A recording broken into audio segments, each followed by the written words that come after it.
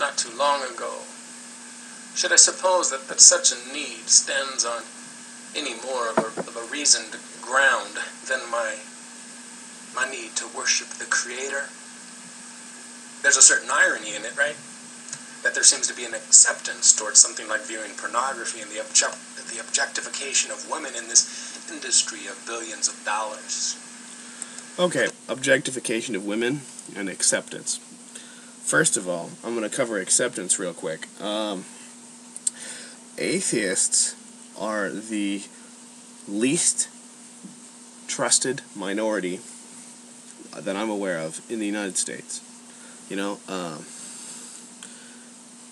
in the early parts of the 20th century, say the Woodrow Wilson administration, it was socially acceptable to be bigoted in public, in polite society, about race.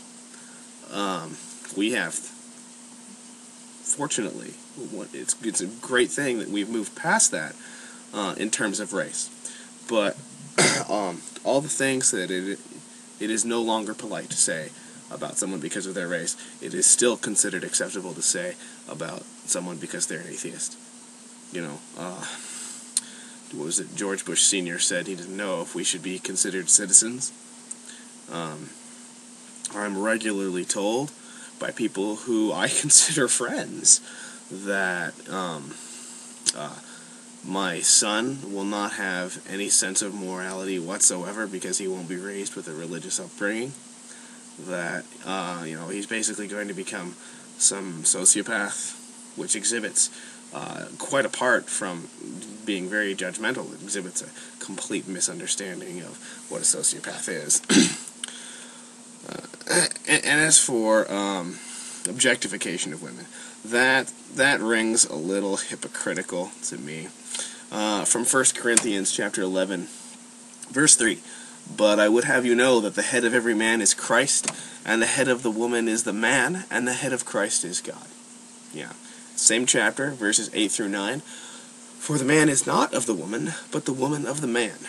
Neither was the man created for the woman, but the woman for the man." Judges chapter 19, verses 24 and 25. "Behold, here is my daughter, a maiden, and his concubine.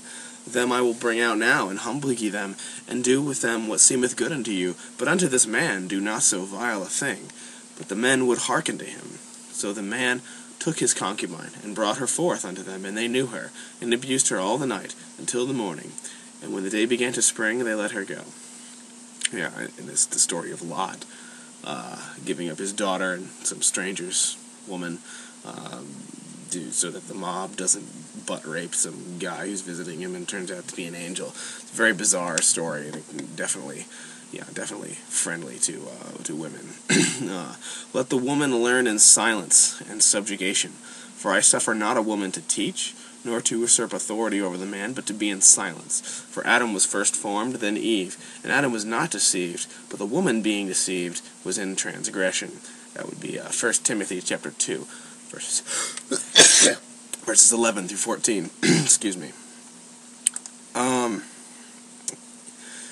So it's a little hypocritical. I refuse to buy into such hypocrisy as people speak with tones of condescension upon me because of the need I have to worship God. The reality of I the haven't done Creator that, in my life. so They want arguments. Tell me the evidence, they say. The response may be from some, yes, but Jack, your beliefs influences other things. Yeah. Once again, your ability to foresee a criticism and mock it in a funny voice does nothing to reduce its rhetorical force.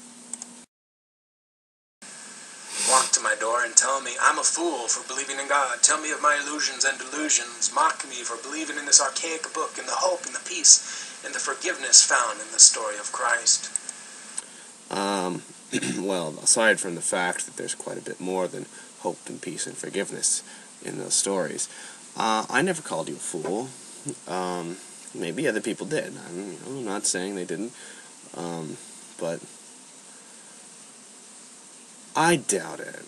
at least, I doubt that any demographically significant number of atheists has ever called you a fool.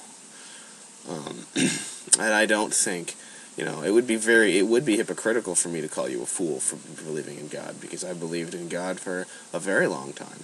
And although I question some of my judgments from that period of my life, as well as other periods of my life since then, that I don't believe I was not an intelligent person. In fact, I know that I was. So, you believing in God does not, in my opinion, speak to your intelligence one way or the other. It's entirely reasonable to believe something that your family believed, that your culture believes, that you are instructed as a small child that you will be punished if you don't believe. The different psychological structures that go into typical Christian belief, at the very least that went into my Christian belief, are very difficult to break down. And I am very understanding of persisting in that belief. Your words are empty to me. The philosophy you speak is void of true meaning, as your life manifests a reality that speaks of true delusion, as you say to the Creator, you. As you say to the Creator, I will hold on to my need, but the one who holds on to you, God, I will do all I can to rape their minds and leave them to the needs that will rape them and hold them captive to a life of slavery.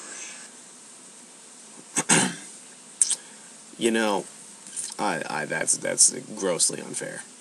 Speaking for myself, and I think to a great extent for other atheists in general and on YouTube, well, first of all, we would not address God, respectfully or otherwise, because we don't believe that He exists. I'm certainly not seeing myself as rebellious toward God or angry at God, or having some mission to thwart His will. I'm certainly not intending to rape your mind, which is childish. Incidentally, it's a childish thing to say, in my opinion. But hey, as much as I disagree with what you've said here, I'll keep watching your videos, as I have for a long time, and I wish you the best. Thanks, and I'll talk to you later.